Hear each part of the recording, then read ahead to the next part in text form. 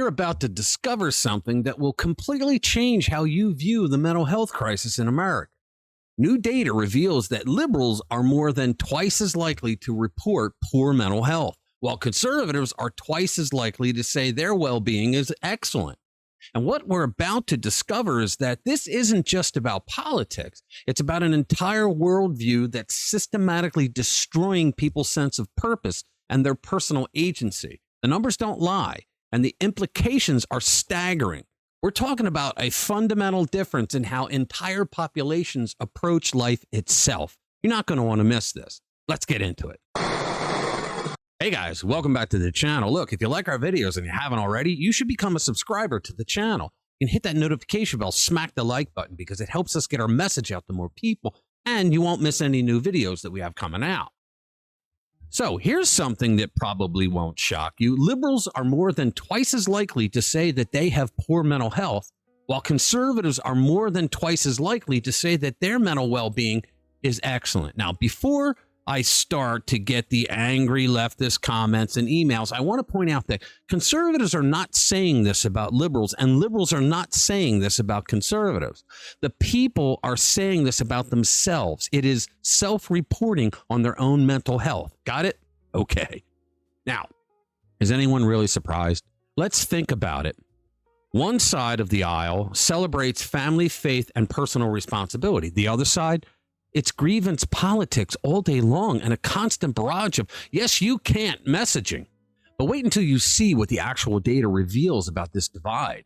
And now there's data that can prove it. The 2022 Cooperative Election Study at Tufts University highlighted, ironically by liberal statistician Nate Silver, it shows that 45% of voters who rated their mental health as poor identified as liberal, while only 19% were conservatives. It turns out that all that doom scrolling and identity politics might not be great for your sanity after all. This is why I refer to them as libnuts, but guys, that's just me. And what about those who said that their mental health was excellent? You guessed it, 51% identified as conservative and only 20% were liberal. Now that's a huge gap, but it's not just politics, guys. It's about lifestyle, values, and what you're being told about yourself day in and day out. The difference in these numbers points to something much deeper than political preference. Democrats have completely abandoned messages about family and faith, things that actually give people a reason to get out of bed in the morning. Those values build purpose, and the GOP, they've practically trademarked them. It turns out people do better mentally, emotionally, spiritually when they're not living life as a solo act. When other people depend on you, you gain purpose. That's not right-wing propaganda. It's just common sense. And that's why the liberal politicians are doing so great, because they get their constituents to depend on them. That's the name of the game, guys. Look, Faye Dubinsky, a 28-year-old Zoomer who's part of what's supposedly the most depressed generation on record, she says, I take time for myself, but so much of my day is to help others, to take care of my family, to take care of my baby. She's a mom with a 2-year-old and a pretty clear outlook on the problem. She says, quote, people my age, their life is about them and serving themselves and always seeking out more pleasure. She's right. In other words, maybe the obsession with the me time isn't all it's cracked up to be. And what else makes a difference? Well, faith. Some 86% of conservatives identify with a religion, according to Pew Research. And no surprise, people of faith tend to say that they're very happy. Why? Because they believe in something bigger than themselves. But here's where it gets really interesting about the role of faith in mental wellness. Dubinsky again puts it perfectly, guys. She says, I grew up Jewish and religious, and I think that's probably one of the reasons that I'm not depressed or anxious. I have so much meaning in life, and that's not typical for my generation. Guys, that's powerful and rare. Now you know why the libnuts in power took away religion, because they know that that gives people meaning and they don't have to be dependent on government. Now, beyond lifestyle, there's the messaging. Conservative politicians actually encourage things like confidence and self-reliance. You know, those outdated virtues that used to be called, what's the word? Oh, yeah, normal. That's right. Hard work, Don't wait for someone to rescue you. Pull yourself up by your own bootstraps. That's not cruelty, guys. It's empowerment. Meanwhile, over on the left, it's a totally different tune. Self-reliant, the libs are not fans of it. Instead, they've built an entire ideology on the idea that you're stuck, trapped in a system that's against you. It's a message repeated so often, it becomes their belief. You see it in policy and rhetoric. Remember when the Biden administration put equity into every federal program they could find?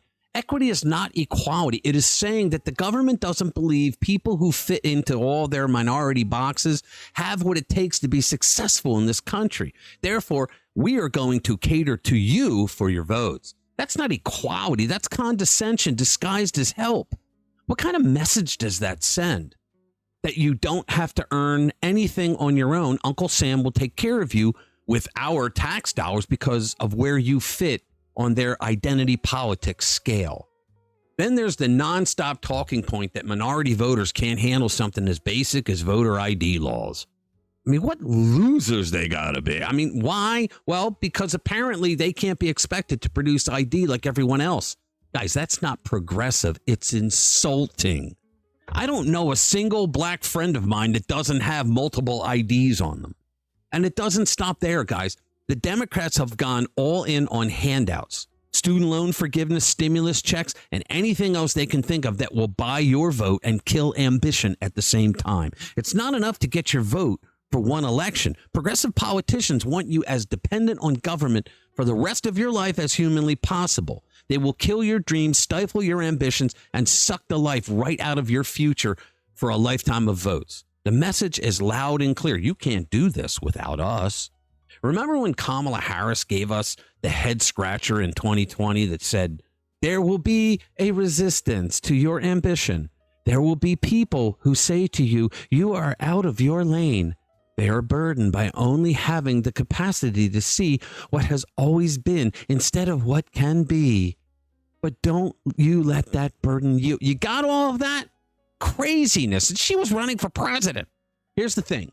There's a term in psychology called locus of control. It refers to the extent to which people believe that they are in control of their lives and the events that happen to them. It's a personality trait that describes an individual's perception of whether they are in control of their own actions and destiny, or if some external forces like fate or luck are the main drivers of their lives. And guess what? People who believe they have control, who don't see themselves as victims, have dramatically better mental health. There's no surprise there. But the left, they've trained voters to see themselves as helpless pawns. Progressivism, by constantly spotlighting victimhood and portraying people as powerless against larger forces, chips away at personal agency and with it, your mental health. If the left truly wants to improve lives, it might consider shifting toward a worldview that promotes self-empowerment, internal strength, and personal responsibility instead of emotional fragility. But see, they won't do that. You know why? Because then you'll start voting Republican. In other words, maybe telling people they're broken and helpless isn't the best game plan for them. But maybe it's the best way for a progressive politician to get their constituents dependent on government, which means dependent on them. You see the pattern? Look, this isn't about schadenfreude or political point scoring. This is about real people suffering under an ideology that strips away their sense of purpose. Without a sense of purpose, you have no reason to get out of bed in the morning. Now, the data is crystal clear. When you tell people they're victims, when you remove faith and family from the equation, which are the two biggest things that the American left have tried to remove from our society, when you replace personal responsibility with government dependency, you get exactly what we're seeing today coming from the left. Higher rates of depression, anxiety, and hopelessness that we all have to pay for. But here's the bright side. This isn't permanent. People can reclaim their agency. They can rebuild their sense of purpose and find meaning through faith, family, and community. Guys, the path forward isn't more government programs. It's more personal empowerment. And that's something we can all get behind. Most on the left today won't even listen to you if you tried to explain this to them. But you never know, because I think that all Americans should be given a chance to get out of the mental asylum that is the Democratic Party. All right, thank you for watching. I'll see you in the next one. I remember the days, all those years ago that never fade away. And I remember your face when you hit the ground. I can recall the time and place on a midnight